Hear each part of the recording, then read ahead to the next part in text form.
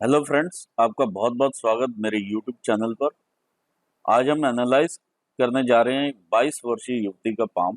मेरी ये कोशिश रहेगी कि मैं एक एक पॉइंट को काफ़ी एक्सप्लेन करके बता सकूं और कुछ ना कुछ वैल्यू ऐड कर सकूं और काफ़ी एक्सप्लेनेटरी ढंग से ये एनालिसिस कर पाऊं। आप सभी से रिक्वेस्ट है कि आप चैनल को प्लीज़ सब्सक्राइब कर लीजिए, क्योंकि एक बार एनालिसिस स्टार्ट होने पर हमारा सारा ध्यान लर्निंग में चले जाता है। सबसे पहले हम एनालाइज करेंगे फिंगर्स को, फिर माउंट्स को और अंत में करेंगे रेखाओं का एनालिसिस। आइए फ्रेंड्स, देखते हैं हाथ की शेप हमें क्या कहती है। ये हथेली हमारी स्क्वेरिश हथेली है, थोड़ा छोटा हैंड है ये, और छोटे हैंड है और फ्लेक्सिबल फिंगर्स हैं। अगर आप फिंगर्स का भी साइज देखें तो तकरीबन हथेली के बराबर है। इन केसेस में इनको वाटर हैंड्स कहा जाता है।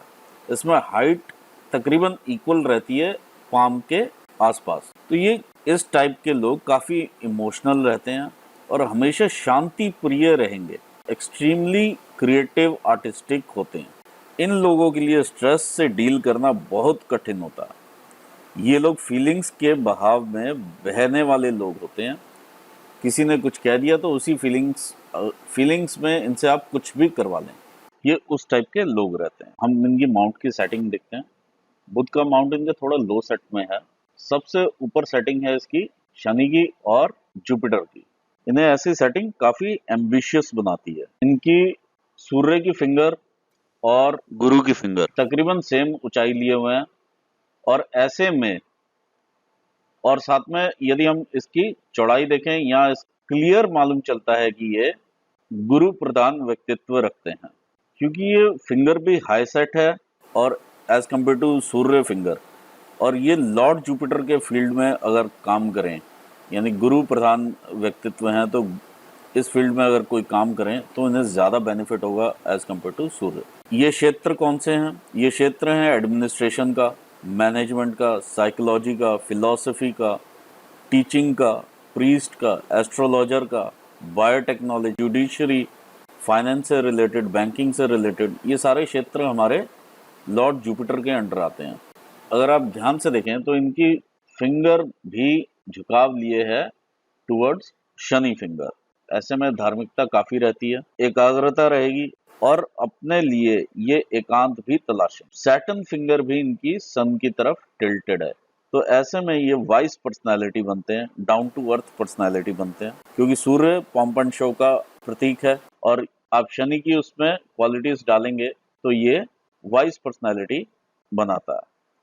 सूर्य फिंगर का जो अपर फैलेंज है आपको इंडिकेट करता है इनकी कलात्मक सोच। ये देखिए, ये जो मूसलाधार शेप है काफी अच्छी शेप है और ये इंडिकेट करती है इनका कलात्मक या क्रिएटिविटी की तरफ रुझान। बुध की फिंगर यदि हम देखें रिक्वायर्ड लेवल के आसपास है, ये इन्हें अच्छा कम्युनिकेशन देती है, बहुत ज्यादा डाउन नहीं है रिक्वायर्ड लेवल से, तो एक ठीक कम्युनिकेशन रहेगा इनका, वाक चातुर्य रहेगा। इस प्रकार का गैप भी इन दोनों फिंगर्स के बीच में, सूर्य फिंगर और बुध की फिंगर के बीच में इस प्रकार का गैप भी ये शो करता है कि ये एक सिचुएशन को डिफरेंटली एनालाइज करने की क्षमता रखते हैं। आइए देखते हैं इनका ये अंगूठा क्या कहता है।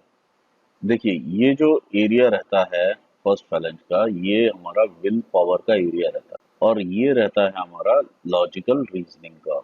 जब विल पावर ज्यादा रहती है तो मन बहुत करता है काम करने का, एक एग्रेशन रहता है काम करने का, लेकिन और एक बंदे की जिद रहती है कि मैं ये काम अभी हो जाए, तुरंत हो जाए, मैं अभी स्टार्ट कर लूँ, लेकिन उसके पीछे अगर कोई लॉजिकली साउंड रीजंस ना हो, ऐसे में डिसीजंस गलत हो सकते हैं। कोशिश यही करें कि जब भी आप डिसीजन लें तो विल पावर और लॉजिकल रीजनिंग दोनों इक्वल अमाउंट में ही रखें, और लॉजिकल रीजनिंग आपको एक इंसाइट देगा अच्छा डिसीजन लेने के लिए, क्योंकि विल पावर एक इमोशनल क्षेत्र है।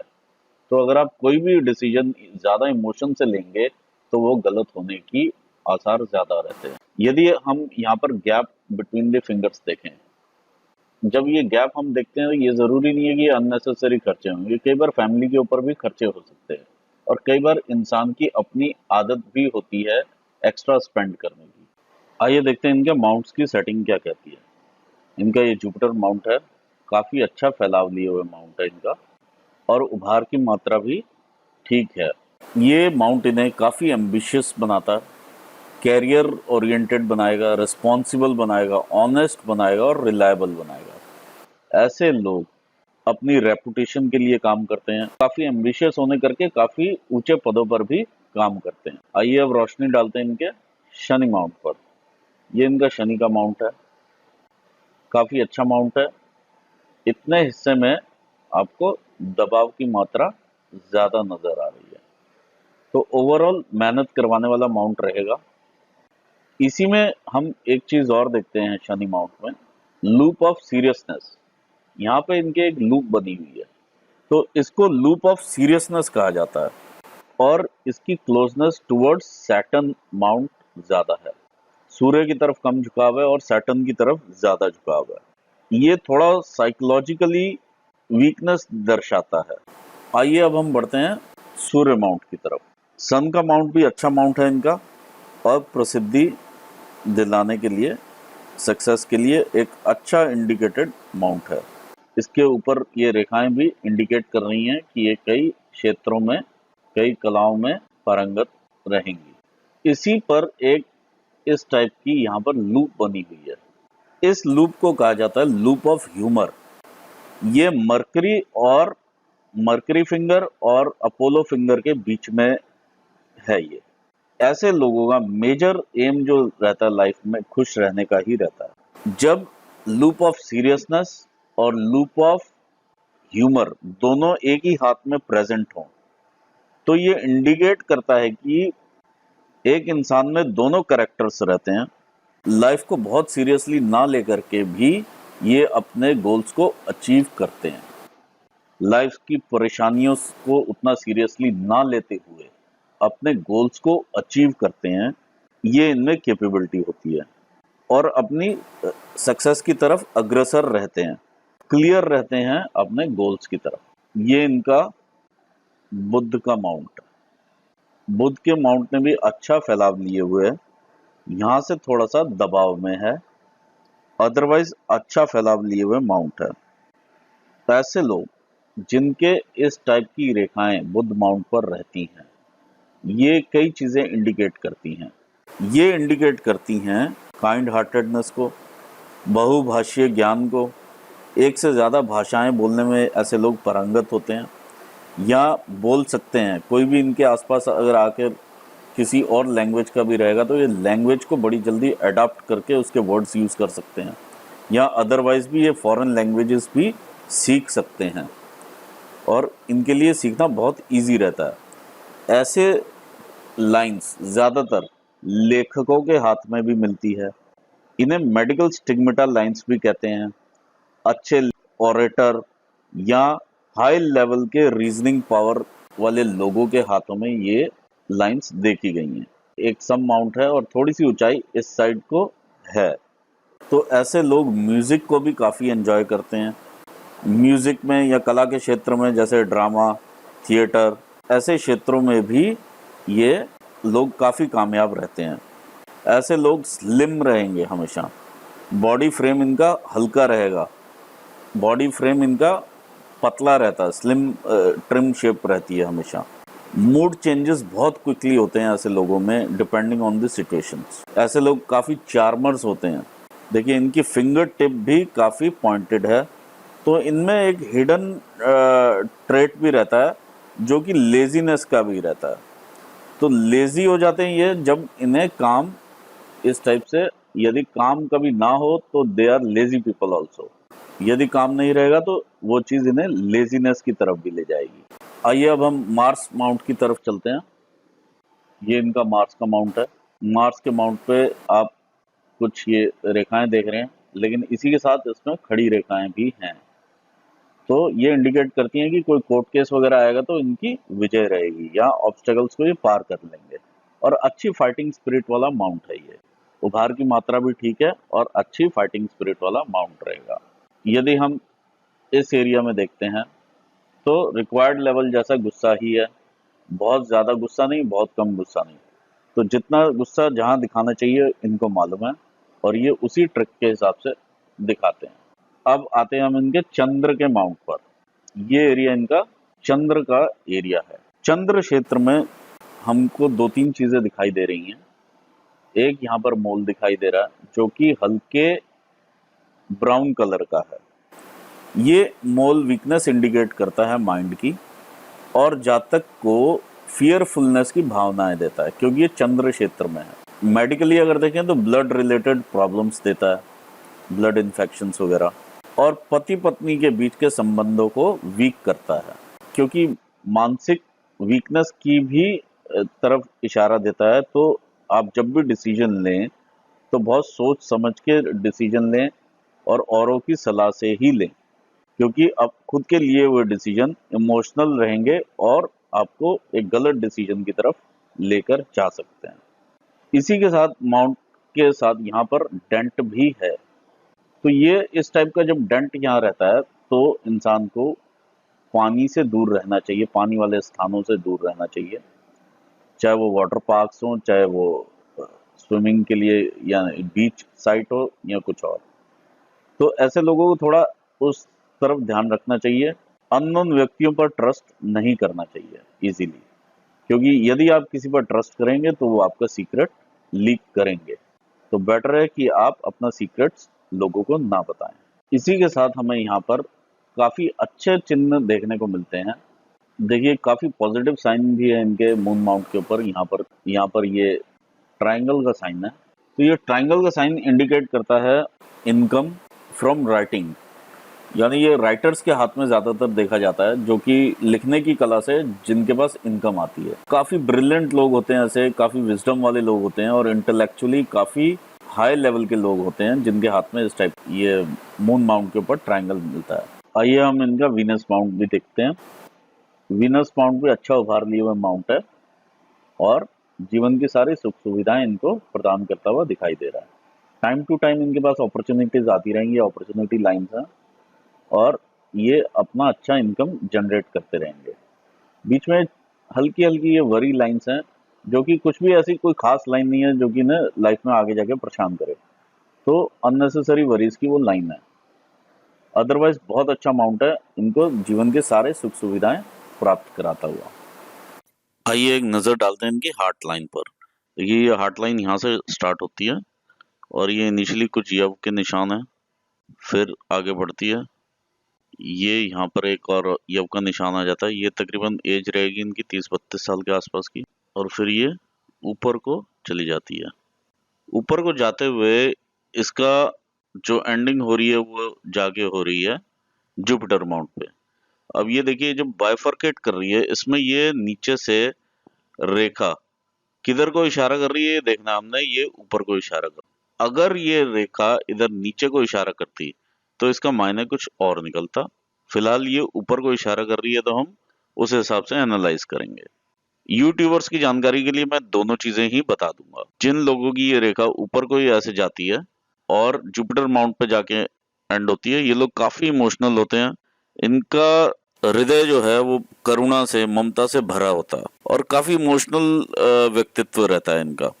ये चीज अगर फाइनेंशियली भी देखें तो ये चीज ये दर्शाती है कि जो भी इनके पास धन है या जो ये मनी अर्न करेंगे वो ठीक ढंग से अर्जित किया हुआ पैसा होगा। ऐसे लोगों को सरकारी बेनिफिट्स भी मिल सकते हैं। अब हम देखते हैं कि ये जब नीचे को आ रही है, नीचे को आगे फिर से घुमाव लेके ये ऊपर को जुपिटर माउंट की तरफ जा रही है। इसका क्या मतलब है? इसका ये मतलब है कि ये लोग अपनी किसी बुरी सिचुएशन में अगर ये फंस जाते हैं और ये चाहते हैं कि वो चीज, वो रिलेशनशिप बना रहे, तो ये सब कुछ त्यागने को भी तैयार रहते हैं अपना रिलेशनशिप बचाने के लिए या अपनी अटैचमेंट को बचाने के लिए। और यही यदि आ जाए मंगल पर नीचे की साइड, मंगल की तरफ इशारा कर दे, यदि ये रेखा इधर को इशारा करती रहती है मंगल की साइड, तो उस केस में एक तो इन्हें अनुशासन मिल जाता है और थोड़ा चिड़चिड़ापन भी मिल जाता है और व्यवस्थित होते हैं। ये जो यव के निशान है, इनके लिए रेमेडीज हैं, वो बताई जा सकती हैं। मैं इन्हें फोन पर, व्हाट्सएप पर दे दूंगा रेमेडीज, वो ये करेंगे तो शायद ठीक हो जाए ये रेमेडी से। आइए अब हम आगे बढ़े इनकी लाइन ऑफ अटैचमेंट की तरफ। अब आप देखते हैं ये 3 लाइन ऑफ अटैचमेंट्स हैं। मैं ड्रॉ कर देता हूँ यहाँ। ये 3 लाइन ऑफ अटैचमेंट्स हैं यहाँ पर। तीनों में ही फोर्क बने हुए हैं। तो ये चीज इंडिकेट कर रही है कि बेसिकली सेपरेशन रहता है या डाइवोर्स वाली स्थिति ही बताती है ये चीज। सेकेंडली हम इसको दो तीन जगह से और चेक कर सकते हैं। जैसे इस एज के बीच में हमने यहाँ पे यव का साइन देखा, तो कोई ना कोई मैरिज में डिस्टर्बेंस आ ही रही है। तीसरा हम देख पा रहे हैं कि जो 30-32 साल के एज के आसपास ही इधर भी हेडलाइन के ऊपर भी काफी दबाव है। हो सकता है कि ये चीज सब रिलेट होती हो। तीसरा इंडिकेशन जो हमें, चौथा इंडिकेशन मिल रहा है वो इधर इससे भी मिलता है, तिल से, पति पत्नी के बीच के रिलेशनशिप के बारे में बताता है। चौथा हमें इंडिकेशन इनके अंगूठे पर रति रेखा से भी मिलता है, जो कि वहां पर भी क्रॉस है। तो ये 4-5 इंडिकेशन मिलते हैं, तो इसके बाद ही ये कंफर्म किया जा सकता है कि मैरिज उतना सक्सेसफुल नहीं रहने वाली है। आइए देखते हैं इनकी ब्रेन लाइन क्या कहती है। देखिए, ब्रेन के विषय में अगर हम देखें तो इनका यहाँ पर आके तकरीबन इस एज से खुद का डिसीजन लेना स्टार्ट होता है। यहाँ तक आप ये देख लीजिए कि फैमिली ने इनके लिए डिसीजंस लिए, तो यहाँ तक में इनकी एज आ जाती है तकरीबन 25-26 की। तो यहाँ से ये इंडिपेंडेंटली अपना डिसीजन लेना स्टार्ट करते हैं। 25-26 की एज से जब इंसान ये स्टार्ट कर रहे हैं डिसीजन लेना, तो यहाँ पर आप डिस्टरबेंस भी देख पा रहे हैं। ये स्टार्ट हो रही है राहु एरिया से लाइन। इसमें आप डिस्टरबेंसेस देख पा रहे हैं कि काफी ज्यादा डिस्टर्ब्ड है ये माइंड लाइन। आगे जाके ये बाइफरकेट हो रही है दो हिस्सों में। एक हिस्सा इसे चंद्र क्षेत्र की तरफ लेके जा रहा है, जो कि थोड़ा सा डिस्टरबेंस के बाद नीचे को जा रहा है। तो इसका मतलब इमोशनल सेटबैक्स या कल्पनाएं वैसी ही रहने वाली हैं और इन्हें वीक करने वाली हैं। साथ में चंद्र क्षेत्र पर मैंने आपको एक तिल भी दिखाया था, तो वो भी अपना इफेक्ट करेगा। ये दूसरी रेखा है जो कि तकरीबन मंगल एरिया में डेवलप हो रही है। ये तिल था वो, ये चंद्र क्षेत्र में होने से थोड़ा नेगेटिव इमोशंस भी देता है, नेगेटिव कल्पनाएं, इमोशंस उस टाइप की देता है ऐसा तिल। और ये रेखा सीधा इनकी चंद्र क्षेत्र में ही आ रही है। मैं इनसे यही कहूंगा कि इनका जो ये टाइम पीरियड है 25-26 साल से स्टार्ट होकर 30-35 साल तक का चलेगा इनका जो टाइम पीरियड, तो इसमें ये काफी संयम से काम लें। अपने आप को अभी से उस हिसाब से प्रिपेयर करें, अपने आप को डेवलप करें, ताकि वो हार्ट लाइन, ब्रेन लाइन और लाइफ लाइन तीनों में ही अंतर आते चले जाए। और इसकी मैं रेमेडीज भी इन्हें बता दूंगा, अदरवाइज भी ये अपने आप को प्रिपेयर करें उस चीज के लिए। और देखिए, घटना तो होती है लेकिन उसका इम्पैक्ट कम किया जा सकता है, तो वो कोशिश हर इंसान को करनी चाहिए। अब इधर इनका राइटर्स फोक इसको कहते हैं, जब ये लाइन नीचे की तरफ चली जाती है। अब राइटर फोक में भी ये आप नीचे देख सकते हैं, इनके पास ट्रायंगल है जो कि एक राइटर्स के पास रहता है। तो इनकम जनरेट हो सकती है राइटिंग के थ्रू भी, आप ये देखिए।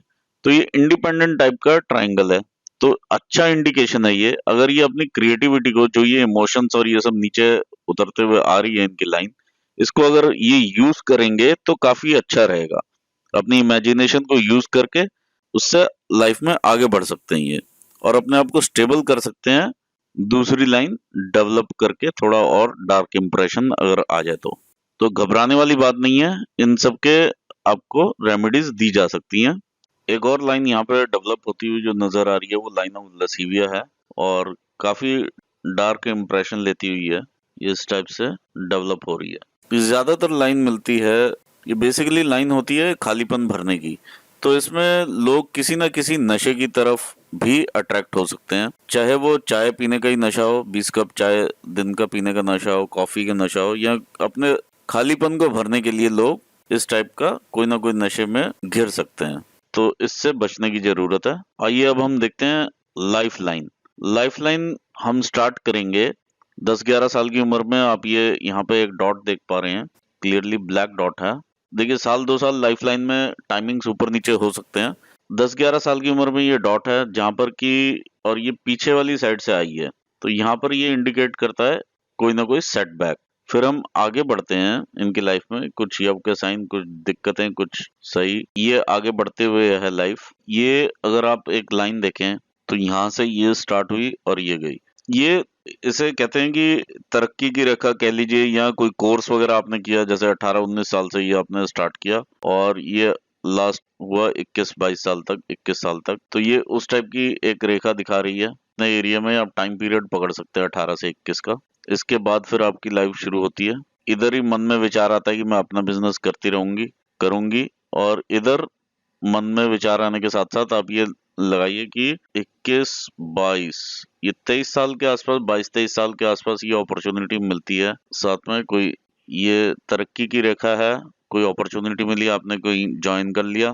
फिर 22 के बाद ये 23 के बाद आपके पास अपॉर्चुनिटी आती है और आप साथ में बिजनेस भी करना चाहते हैं। तो ये तकरीबन 25 साल की उम्र में, 24-25 साल की उम्र, देखिए साल 2 साल ऊपर नीचे हो सकता है, 24-25 साल की उम्र में ये रेखा निकल के आती है। आप किसी के साथ मिलकर बिजनेस करते हैं और कोई फैमिली मेंबर रहता है ये, जिसके साथ आप पार्टनरशिप में बिजनेस करेंगे। रेखा है तकरीबन, ये आपका चलेगा तकरीबन 25 से 28 साल तक, और 28 साल में कुछ मानसिक दबाव भी नजर आ रहे हैं। ये दबाव भरा एरिया स्टार्ट होता हुआ नजर आ रहा है। तो ये मानसिक दबाव रहेंगे यहाँ पर। इसी बीच में 30 में तकरीबन एक ट्रायंगल बनता हुआ यहाँ पर नजर आ रहा है, तो मोस्ट लाइकली ये शादी की रेखा भी हो सकती है, क्योंकि ये अल्टीमेटली सन माउंट तक जा रही है। तो ये उस टाइप की रेखा भी हो सकती है। कोई ना कोई देखिए परचेजिंग वगैरह भी ये सब दिखा रहा है यहाँ पर। 30-31 साल मानसिक दबाव। फिर यहाँ पर आप ये लगा लीजिए 32 के आसपास, ये 31, ये 32 के आसपास ये फैमिली से ही किसी मेंबर के साथ कुछ और मानसिक दबाव आपको मिलता हुआ नजर आ रहा है। ये 32 की एज है जब आपको ये मानसिक दबाव मिल रहा है। 32-33 साल की उम्र रहेगी ये तकरीबन। ये फैमिली मेंबर इसलिए बोला गया क्योंकि ये पीछे से लाइन चलती हुई आ रही है, तो ये फैमिली का एरिया है, फैमिली से लाइन चलती हुई आ रही है, इसलिए बोला जा रहा है। अब ये 34 की एज में आप तकरीबन एक बिजनेस स्टार्ट करना चाहेंगे। तकरीब ये रहेगा 34 में एक ग्रोथ है, 32, 33, 34, ये 34 में बिजनेस में ग्रोथ रहेगी, और साथ ही साथ आप एक बिजनेस भी स्टार्ट करेंगे, और ये भी पार्टनरशिप में बिजनेस रहेगा आपका, और ये लास्ट करेगा 35, 35, 35, 36, 37, 38, ये 38, 39 के आसपास ये आपके पास एक अपॉर्चुनिटी भी आ रही है, जो आप अवेल करेंगे और आगे इससे पैसा भी कमाया जा रहा है। फिर 40 में जाके एक इंक्रीमेंट इन बिजनेस नजर आ रहा है। 40 में भी एक इंक्रीमेंट है, यहाँ पे छोटा सा ट्रायंगल भी बन रहा है। तो अब आप ये देखिए कि ये छोटे छोटे ट्रायंगल काफी सारे बनेंगे। इस दौरान इनके खर्चे भी हाई रहते हैं, बिजनेस भी अच्छा चलता है, और एनर्जी भी रहती है शरीर में। ये 40 से लेके तकरीबन 42 से लेके 47 तक के बीच में, या 42 से 45, 6, 7, 47 पर भी एक ट्रायंगल नजर आ रहा है। ये भी एक अपॉर्चुनिटी दे रहा है। ये 49 के आसपास एक और अपॉर्चुनिटी निकल के आ रही है, जो कि काफी बड़ी ग्रोथ आपको देगी बिजनेस में। ये बिजनेस की लाइन में जाके मिल रही है सीधा, काफी अच्छी आपको ग्रोथ देगी। ये एक ग्रोथ आपको और मिलेगी, वो मिल रही है करीबन, वो एज रहेगी आपकी 58 के आसपास, 57, 58 के आसपास ये फाइनेंशियल गेन है आपको। इस दौरान जब ये आप 50 के आसपास पहुंचते हैं, तो आपकी लाइफ दो हिस्सों में डिवाइड हो जाती है। दो हिस्सों में डिवाइड होने का मतलब ये भी होता है कि दो जगह की रिस्पॉन्सिबिलिटीज आ जाना। कई बार बच्चों के साथ रिस्पॉन्सिबिलिटीज शेयर हो जाती हैं, और कई बार अदरवाइज भी दो जगह की रिस्पॉन्सिबिलिटीज आ जाती हैं। ये उस टाइप से, और ये यात्राएं भी काफी करवाएगी, ये यात्रा रेखा भी मानी जाती है साथ में। इधर ये थोड़ा सा गैप है, लेकिन अल्टीमेटली ये लाइन जुड़ी हुई है इसके साथ किसी न किसी प्रकार से। तो इस चीज के लिए भी रेमेडी आप ले सकते हैं मुझसे। 60 इयर्स के बाद, आप जब 60 के हो जाएंगे, तो इसके बाद आपकी लाइफ बिल्कुल टोटली चेंज है, और एक डिफरेंट पाथ पे लाइफ चल रही है। तो अगर मैं समराइज करूं, हमारे पास जो बिजनेस की अपॉर्चुनिटीज निकल के आ रही हैं, या जो अच्छी अपॉर्चुनिटीज हैं 21-22 साल के आसपास, 23 साल, फिर अब 24-25 साल के आसपास से बिजनेस स्टार्ट है। 34 साल की उम्र में काफी अच्छा जंप मिलेगा। 34 साल, फिर उसके बाद 35-36 साल में न्यू बिजनेस स्टार्ट भी है, और साथ में बिजनेस ग्रोथ भी रहेगी। 38 इयर्स की एज, 39 इयर्स की एज, तो 40 में भी इंक्रीमेंट इन बिजनेस। 42 से लेके जो ये पीरियड स्टार्ट होता है 47 तक का काफी अच्छा, 47-48 का। फिर एक अच्छी बिजनेस ग्रोथ अपॉर्चुनिटी 50 इयर्स के आसपास, 49-50 के आसपास, और फिर नेक्स्ट अपॉर्चुनिटी आपकी 57-58 के आसपास। इसी के साथ मैं एनालिसिस यहाँ समाप्त करता हूँ और आप सभी व्यूअर्स से रिक्वेस्ट करते हैं कि इस चैनल को आप सब्सक्राइब कीजिए और बेल आइकन जरूर दबाएं ताकि सारी वीडियोस और नए अपलोड्स आपको समय पर मिलते रहें। इस वीडियो को वॉच करने के लिए धन्यवाद।